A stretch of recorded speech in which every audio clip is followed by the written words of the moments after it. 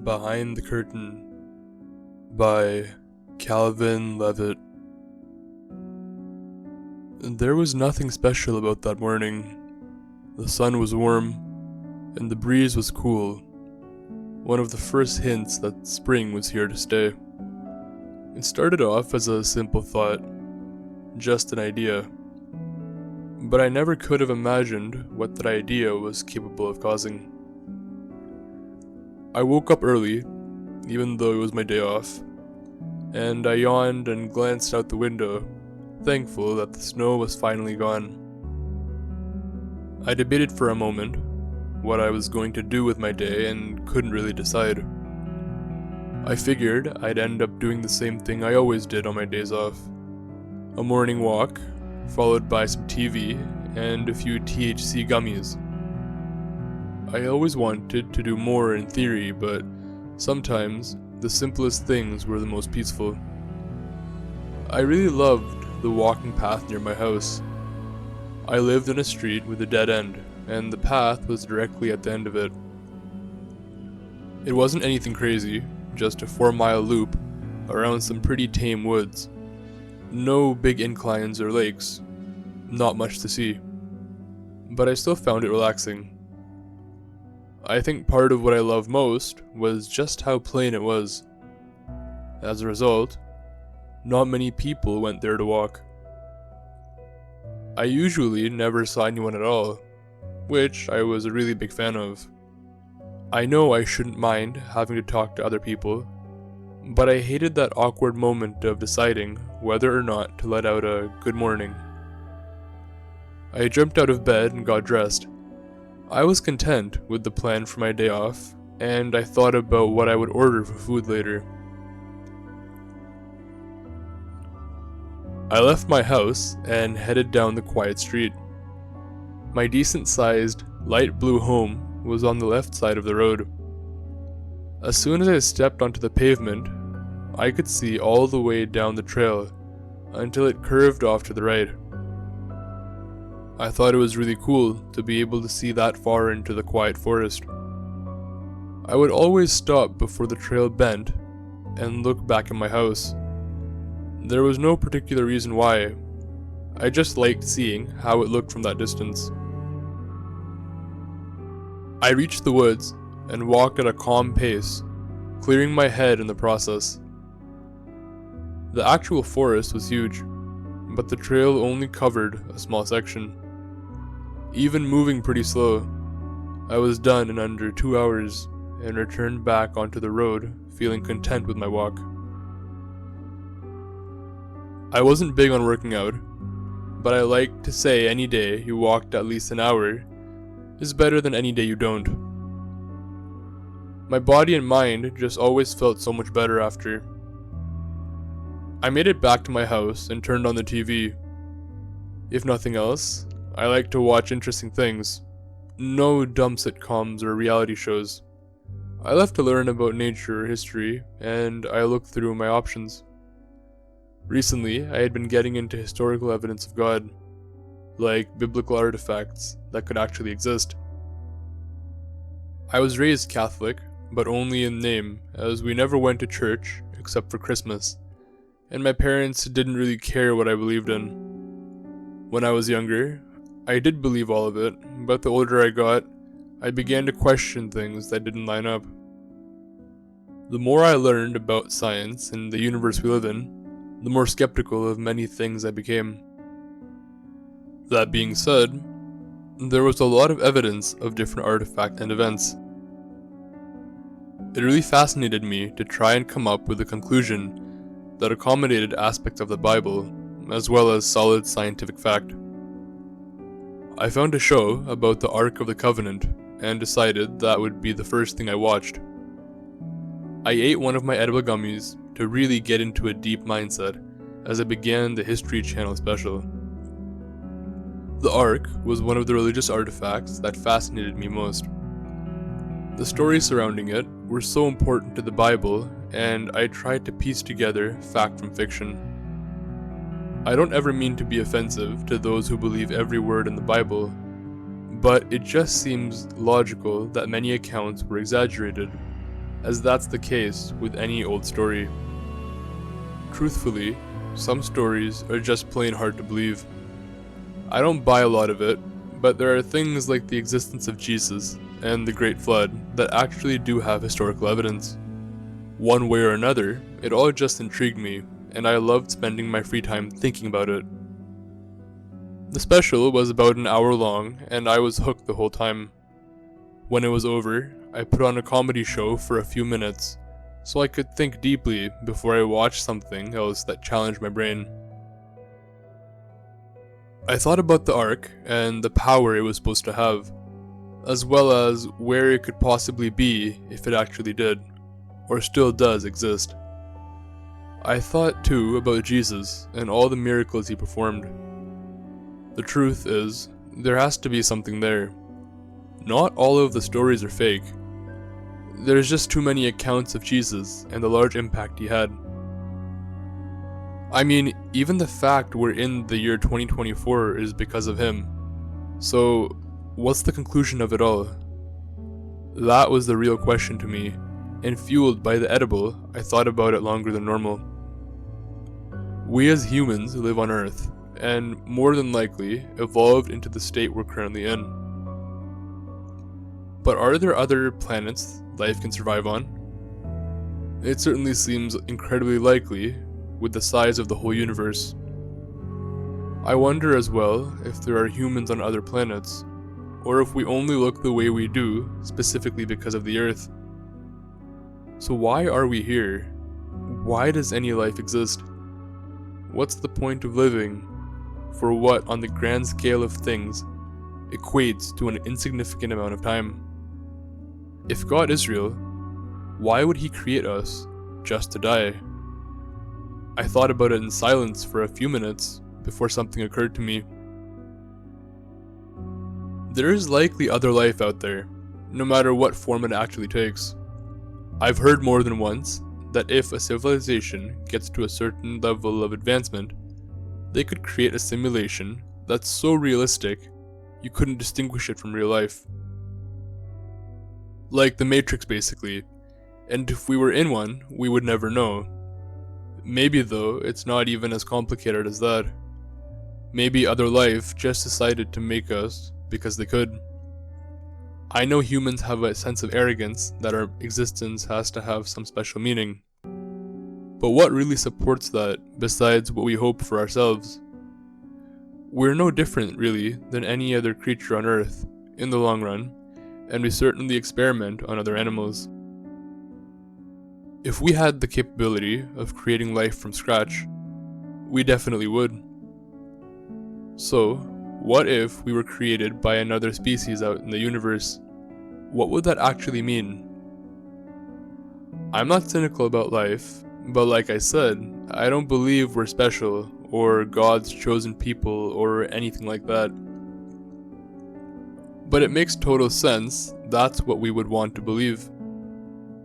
No one wants to think about the bleakness of life, and the fact that maybe we're only here on Earth because we can be. If aliens, for lack of a better word, did create us, do they check in on us?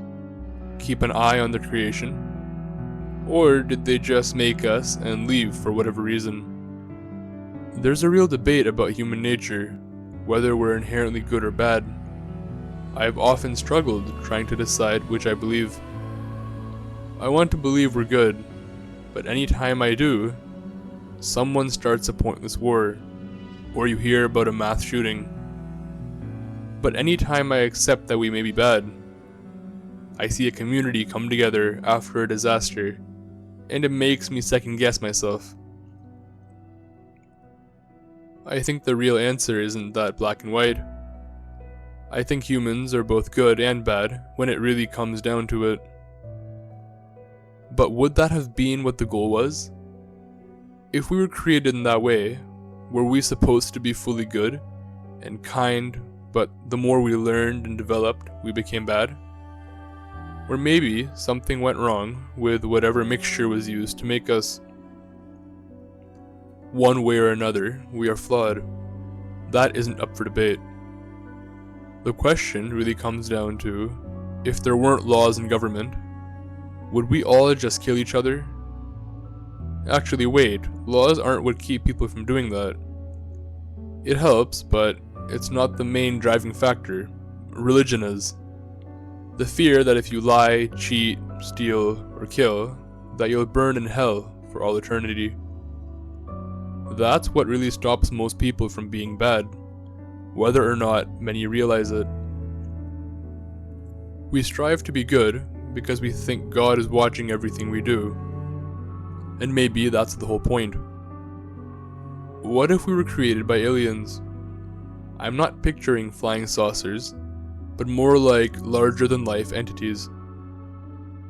Maybe they made us and placed us on Earth, hoping for us to be an extension of themselves, and believed we could thrive here in harmony.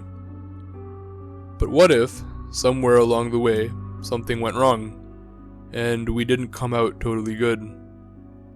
The Bible is full of stories like Adam and Eve, about humans being flawed and making mistakes. Even Noah's Ark is about how the whole world basically became evil besides him and his family. Maybe these stories came from the aliens themselves. It would actually make total sense. What if they saw we had gone bad and needed a way to get us back on track, so they created religion? They came up with God, heaven, and hell in order to give us a reason to be kind to each other.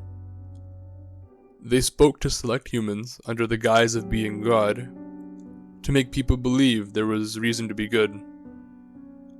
Maybe the Ark of the Covenant was a radioactive weapon that appeared to the people of the time, to be creating miracles to reinforce all of this. What if Jesus was one of these aliens, and he came down as a kind of last-ditch effort to get us back on track? It would be the same idea with other religions too. I just don't know the specifics about the rest. In essence, what if our real creators came up with the idea of religion as a kind of cover story in order to protect the effort they spent to make us? They orchestrated events, created important objects, and influenced people. Basically, anything they would have to do in order to ensure we believed in the existence of a watchful God. But in reality, they were the ones doing the watching. Does that mean, then, that they've since given up on us? God no longer speaks to people, and it doesn't seem like Jesus is actually returning anytime soon. Wars and violence raced through my mind as I thought about how we never truly learn from our mistakes. Countries hate each other for dumb reasons, and people kill one another over material things like money. We really are flawed beings, but maybe it's gone too far. Maybe the truth is, we weren't always inherently bad, but somewhere along the history of Earth, we did truly become evil, and our creators have had enough. If that all is the case, I don't think they would be alright with any of us knowing the truth. I had to sit up in my chair as I realized just how much I had spaced out. I decided to put a pin in it because, for once, my conclusion actually seemed plausible, and it made me feel kind of bleak. I normally never got that feeling, but I almost felt abandoned in a way. It was just so odd, because normally, when I thought about this kind of stuff, I could move on quickly after, but this really stuck with me. I couldn't help but feel like I had discovered what's really behind religion. Not just some crazy idea. I knew in my bones that I was right. It didn't feel good though. I felt strange and like I had a spotlight over my head. I climbed out of my chair and walked around for a few minutes until I felt a bit more at ease. I decided that I was going to watch something funny for a while longer and take a break from all the meta-religious stuff. I focused on the show I was watching, cracking a smile a few times. I felt way calmer and even chuckled to myself about freaking out over something so silly. The edible was probably just hitting me harder than I expected. I assumed in a few hours I would realize just how dumb I was being. I got off the streaming service that I was using and decided to see what cable had to offer. I turned through the channels looking for something entertaining to watch, preferably something dumb and fun. I was done with all the deep thinking for one day. I stopped for a moment on the movie Matilda and remembered watching it as a child.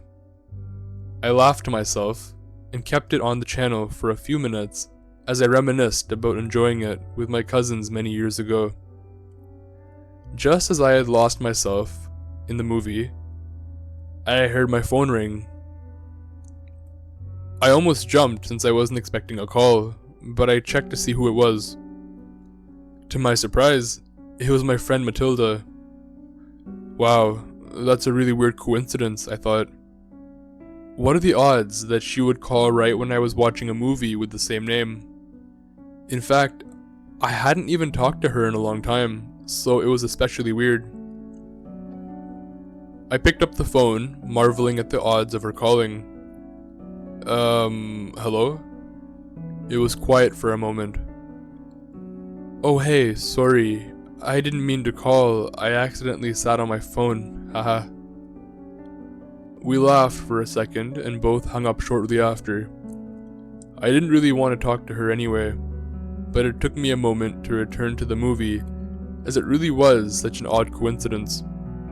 I wanted to laugh about it, but truthfully, I just felt really off. It seemed like something that would never actually happen. I had plenty of coincidences in my life, but it just felt so specific. I changed the channel as I no longer wanted to watch the movie. After a few more minutes, I decided I was going to go for a drive and try and shake off the edible. I really wasn't feeling the vibe. I hopped in my car and turned some music on and began a slow drive around town. I didn't plan on driving for long, but I just needed a minute out of the house. I turned through the radio stations and stopped on one, because they were talking about Rice Construction. Rice was a company that my friend's dad owned. I hadn't talked to either of them in a long time, just like Matilda. I still wanted to listen to the ad for a moment. It sounded like they were doing well, which made me happy as both of them were super nice people. I approached the stoplight and brought my attention back to the real world, as there was a red truck a bit closer to me than I would have wanted. I stopped somewhat abruptly, but not anything insane. After my car came to a halt, the truck caught my attention, and I began to feel very strange again. On the back of the truck, there was a rectangular-shaped logo. It was gray with a single word in white on the inside. I rubbed my eyes as I mouthed the word out loud to myself. Rice. Rice. It was one of the trucks that belonged to the construction company. It wouldn't have been that weird except for the fact that last I heard, they only had 3 of these trucks. More importantly, the company was based over 2 hours away, and I had never seen one of their trucks here. The light turned green, and it took me a moment to react. I was shocked. I had seen a Rice Construction truck right after listening to an ad for it. I had never heard of an ad for it before, and I had only ever seen one of the trucks when I was at its base location with my friend. They didn't even operate here as far as I knew, and I hadn't talked to my friend in a long time. But to be fair, by a long time, I mean around 3 or 4 months. I don't think a ton would have changed in that time frame, but maybe I'm wrong. Either way, I figured it was a good idea to head home. I was clearly a bit too high, and I wasn't exactly being careful driving. I felt so odd and distracted as I drove home. I pulled into the driveway and just sat there for a few minutes. I was having a really bizarre day, and more than ready to not feel so high. I wish I hadn't had such deep thoughts about who my creators could be. I didn't think it was actually a big deal, but anyone who's been really high knows you can get very paranoid sometimes. The coincidences were making me feel way weirder than they should have. In my dumb state of mind, I connected them to my inner dialogue from earlier about God. I stood up to get out of my car when I heard a faint humming sound. For a second, I couldn't tell what it was until I looked to my right and saw that my neighbor was mowing his lawn.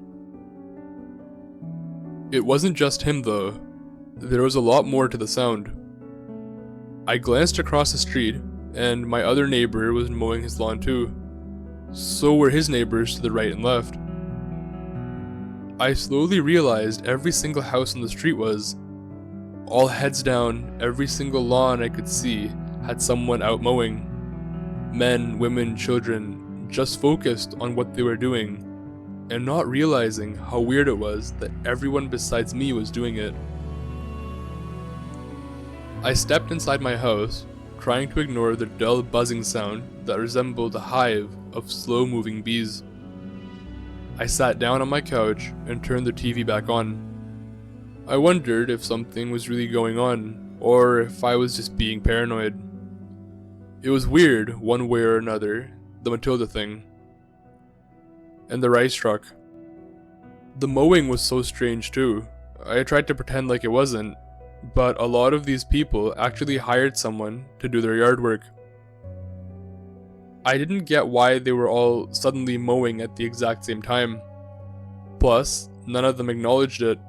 No one had stopped and pointed out how funny it was. I sat there, trying to shake everything aside, but I just couldn't. I felt on edge, like I was being watched or I had done something wrong. I just didn't feel normal. It was easy to blame the edible, but I had been high plenty of times. Truthfully, I knew that it wasn't having much of an effect on how I felt. It wasn't like my first time taking it or anything. I knew what to expect, even in a situation where you took too much, and this just wasn't it. I watched TV for a while, trying to find the most lighthearted things I could, to forget how I felt. I began to dread another coincidence happening. I thought I was stupid for worrying about it, but I still did anyway. I was more on edge than I ever could remember being. I decided I was going to take another walk, as that was the place I felt most at peace. I knew if I was ever going to clear my head, it would be out in the woods. I got up and pushed the front door open slowly. I looked around and saw everyone was still mowing. I walked down my driveway and was about to step onto the road when a car I had never seen before slowly cruised by. I waited a moment for it to pass, and as it did, I glanced at the license plate. I did a double take when I realized there was something a bit off about the plate. I wanted to ignore it, but this one really got me. There were no letters on the plate, only numbers. Those numbers were 671996. Maybe I was just paranoid, but it seemed so out of the ordinary. My birthday is June 7th, 1996. All the same numbers as the plate. I walked down the street as the car literally just reached the dead end and turned around. I waved to the man driving as he passed me, but he just stared back. I felt truly strange, like I was being followed or something. Not from any person though. All sides felt like there were eyes on me. I approached the woods and shuffled onto the trail. A small sense of calm washed over me as I reached my safe place. I walked briskly down the path until I reached the bend, and I looked back at my house just like normal. I froze when I saw it. I can't even begin to describe how much it creeped me out. All the people who were mowing had stopped with their mowers still on, and they were now all just standing there, staring at me. I didn't even know what to do. I wasn't close with my neighbors, but I had always been pleasant with them. Now every single one was staring at me like zombies or something, with the same plain expression on their face. I just stood there, looking back, waiting for them to do something. After what felt like 10 minutes, they all seemed to break out of a trance and go back to mowing. I shook my head quickly, trying to forget what I had just seen. I finally found the ability to move again and hurry deeper into the woods. As I walked, I tried to make sense of everything that was happening. It wasn't right. It was unlike anything I had ever experienced. The coincidences were too much to write off as normal, and the mowing thing was truly odd and off-putting. Plus, I just felt like every step I took was being followed by millions of eyes. It wasn't even like I felt any one person had their eyes trained on me. It was more like the sky, trees, grass, clouds, rocks, anything you could think of, all followed my every move. I was beginning to feel like everything around me had changed and had been replaced by a copy of some kind. Either that, or I had somehow been transported to a strange replica of Earth. Like every part of my life had been duplicated, but I could tell it wasn't the original. I reached the end of my walk, and thankfully all the mowers had finished, and everyone seemed to be back inside their houses. I still felt naked though, as I walked down the road to my house. There was no side where it didn't feel like someone was keeping tabs on me. Every time I glanced at a house too, someone always seemed to duck behind the blinds, right as my eyes caught them. Thankfully, I reached my house and slammed the front door, locking it, before slowly backing away. I felt a bit better being back in my own home, but I still didn't feel safe. For the rest of the afternoon, I just watched TV and tried not to really think about anything at all. No matter what I did, I still felt watched. It's hard to explain the feeling, but the closest thing would be if you were a human exhibit at a zoo. Having that feeling inside a house is a truly strange sensation. To make things even weirder, the same movie was on 5 different channels, and the same show was on 4. It really could have just been another coincidence, but again, like the others, it just felt fundamentally wrong, and almost dangerous in a way. I just couldn't shake the feeling that all of this was meant to threaten me, like a warning that I had made a mistake and was about to pay for it. I shut off the TV around 7 and decided to read for a few hours and then try to get some sleep. A book felt safer than anything else, and I just wanted nothing more than to distract myself and shut my brain off for a few hours.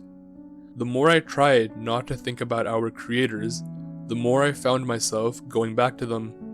Like it was too late for all this to go away, and now I was stuck on this path. I opened up my favorite book that I had read at least 6 times, and I tried to lose myself in the words. After about an hour of reading, I finally began to feel a bit at peace. That is, until I saw it. It was by far the strangest and most terror-inducing event yet. On page 67, which, just like the license plate, is the first 2 numerals of my birthday, June 7th, the main character's name began to be replaced with mine. It also happened to be right around when he was in a dangerous situation, which wasn't lost on me at all. I frantically flipped through the pages, and the rest of the book was the same. Cade instead of James on every single page. I even went back to the pages I had already read, and they were now replaced with my name. I turned back briefly to page 67 with tears in my eyes, and fear overcoming every inch of my body. I wanted to see if anything else was different. I looked through every line until the very last one caught my eye. I knew pretty much everything the book said, and the last line stuck out to me immediately. There was a new sentence added. It simply said, "What do you believe in, Cade?" I slammed the book shut and threw it across the room. I rubbed my eyes and tried to pretend this was all from the edible, but I knew it wasn't. I debated calling one of my friends or my brother, but I had this weird sense that I couldn't trust anyone. I decided before 9 to just go to bed and try and forget everything at work tomorrow. I laid down in bed and thankfully passed out pretty quickly. I woke up early and got dressed for work. I left my house at 7 and soaked in the beautiful morning on my way to the office. I felt much better for a moment, like all of it was just a bad dream. I pulled into the parking lot of my office and sighed to myself, hoping work would be at least normal. As I glanced up at the building though, I about had a heart attack. There were 8 floors in my building with desks beside each window. Every one of the people at those desks was standing in front of them, staring at me. I started to shake uncontrollably and didn't dare go inside. I slowly backed out and began to drive home. I tried to calm down on my drive, but I didn't even know what to do with myself. I felt like I should call my boss and tell him I was sick, but I was scared to even do that. I had a lot of sick leave, and I decided I was going to take a few days to try and calm myself down. Maybe I was losing my mind. I think I would have been happier if that was the case. I knew I had really messed up in a way I couldn't fully understand or rationalize. This wasn't going to end. I could just feel that it was going to get worse. I pulled back into my driveway and felt everyone staring at me from behind their blinds again. I went inside and noticed my phone ringing. I saw it was my boss, and I snapped back to reality for a moment, as I still needed to tell him where I was, and that I was going to be taking some time off. I answered the phone. "Hey Phil, sorry, I'm just really under the weather. I may need to take a day or two off." It was silent for a moment, and he simply replied, "What do you believe in, Cade?" before hanging up abruptly. My heart sank. I felt like I was being taunted and warned at the same time. I was now fully convinced I was right about the creators, and they were going to make me disappear. Throughout the rest of that day, I had at least 5 more coincidences. They ranged from things on TV to vapor trails from planes that looked identical. I could have sworn too, for a moment, the world outside of my house flashed in front of me like a staticky television. To my horror, behind the flashing world, I saw what appeared to be a huge figure standing in front of total darkness. The figure was also staring right at me. After that, I really panicked. I decided I had to talk to someone, and I took the risk of calling my brother and telling him I needed him to come over. To my relief, he sounded normal on the phone, and even pretty concerned, which did make me feel a bit better. I waited impatiently for him to show up, which he did very quickly. He pulled into the driveway, and I watched him walk to the front door to see if there was anything that seemed weird. I opened the door for him, probably looking like a ghost. "Hey man, are you alright?" "Yeah dude, just come inside. There's something I need to talk about." He nodded, and I sat down on the couch. "So, what's up?" He sat across from me in my armchair, and I felt a bit more at ease talking to him. We had always been very close, so I was fine with opening up to him about things. I just didn't know how he was going to take all this. So yesterday, I was watching this thing on TV, and I stopped myself as I made eye contact with him. My blood ran cold when I noticed it. My brother had brown eyes, but now he suddenly had green ones. Everything felt different when I noticed. It was like he was a stranger in a human costume.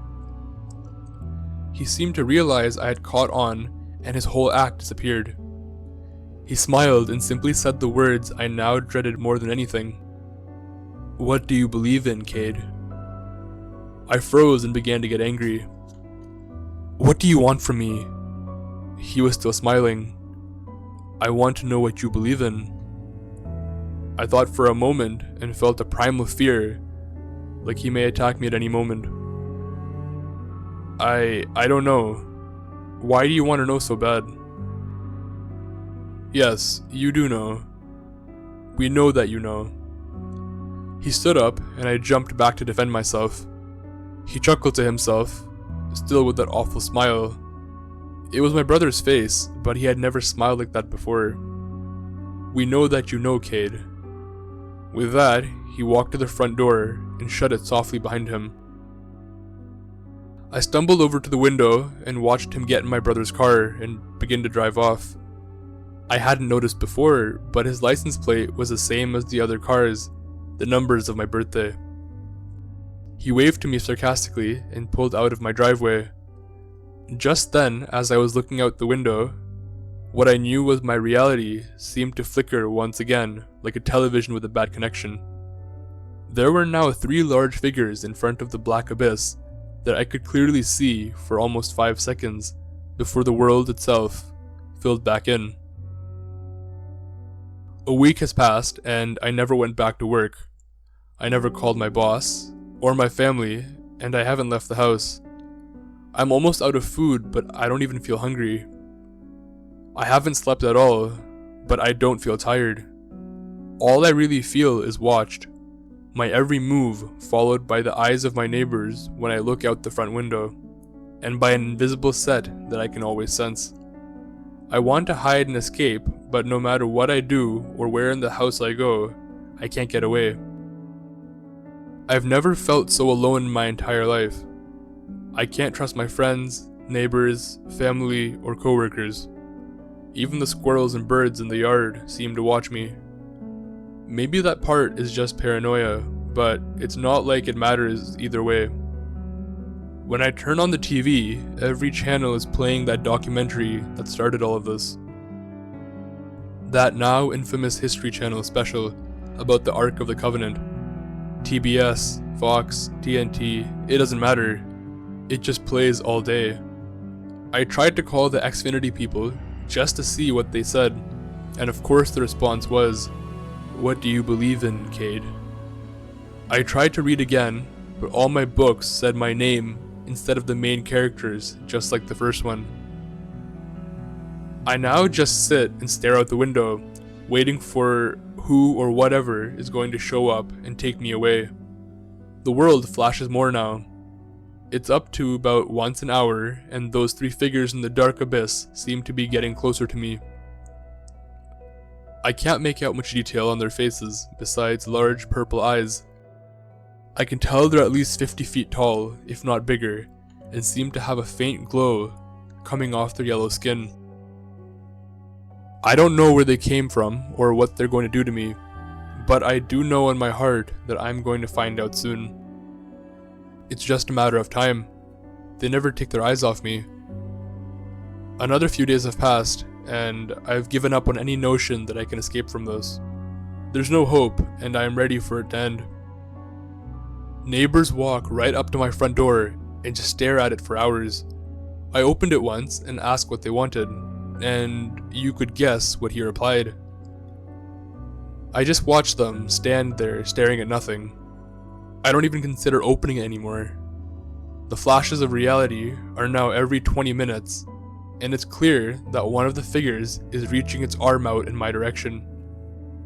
It took me a while to see it, but the hand is over the house across from mine, casting a bright light in the darkness every time there's a reality flicker.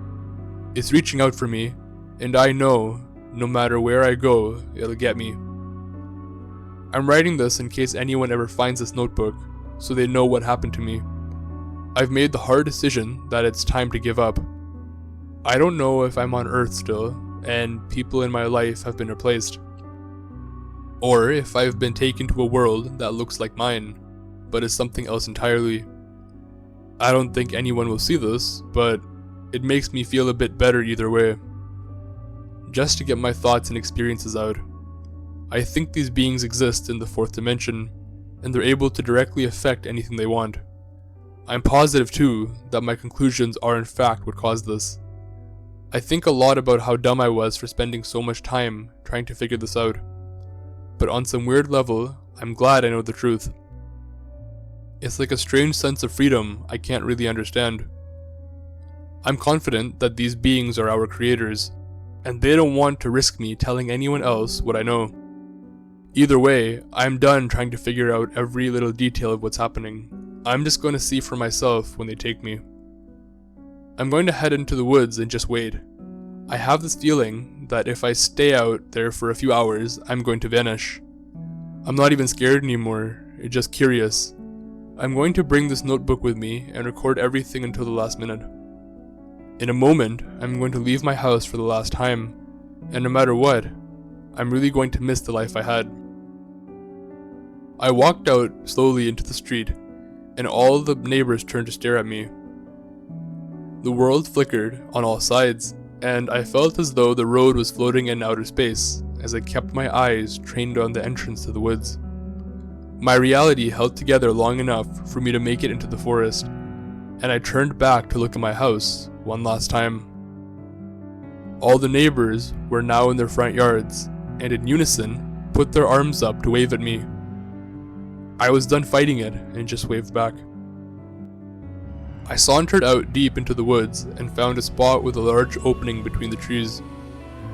I sat down on a big rock and soaked in the beautiful weather one last time. I turned to look up at the opening in the sky, and reality flashed over and over. I see the hand reaching through the treetops, only about 30 feet now. I don't think I have very long left. My brother Cade was always a very level-headed guy. We were close growing up, and I still can't believe he's been missing for 2 months. The police search has been officially called off. There was just no evidence at all besides this. I was the one who found the notebook in the woods near his house. I know he loved to walk there, and we scoured the area over and over. I still just can't make any sense of it. He never showed any signs of being crazy. Seriously, none at all. But what he said in here suggests he was deeply troubled in a way I can't understand. I talked to the neighbors a couple days ago, and they said they were never all mowing at once like he described. None of them stared at him, none of them noticed him at all. I never came and met with him either. In fact, he hadn't answered any of my calls for over a week before he disappeared. I just miss him and want to find him so he can get the help he needs. He talked about religion a lot before, but this was something else. It just sounds like it made him snap in some unsettling way. What he said about religion is actually logical to me and makes a lot of sense. But everything after he makes that conclusion sounds insane, and it makes me sad knowing how much it caused my brother to lose touch with reality. I have no idea where he could have gone, and the thought of him alone makes me deeply sad. It is a bit odd though. When I was on the phone with my friend yesterday, he asked me what I believed in. Considering what my brother wrote, it felt weird. It's obviously not related in any way. Coincidences or just random chance. I have to find Cade so I can tell him that myself. I'm going to keep searching these woods for however long it takes to find my brother. I want him to know he's safe, and we all just want to help. I'm worried those gummies he was taking contain more than just THC. I know in my heart he has to be somewhere in this forest. I don't care what the police say. It may take me days or even weeks, but I will find my brother. I have a feeling I'm getting close. The further out I go, the more I get the feeling that he's watching me. Hey, I hope you enjoyed the video. If you did, please be sure to click on the video on the screen. Also, if you feel like it, please like this video and subscribe to my channel so I can grow it and continue to provide you with high quality content. If you want to stay updated with my work, check out my socials in the description and feel free to reach out with ideas, suggestions, or just to say hello. I'll see you guys next time. Stay safe, and most importantly, keep traveling down the dark path.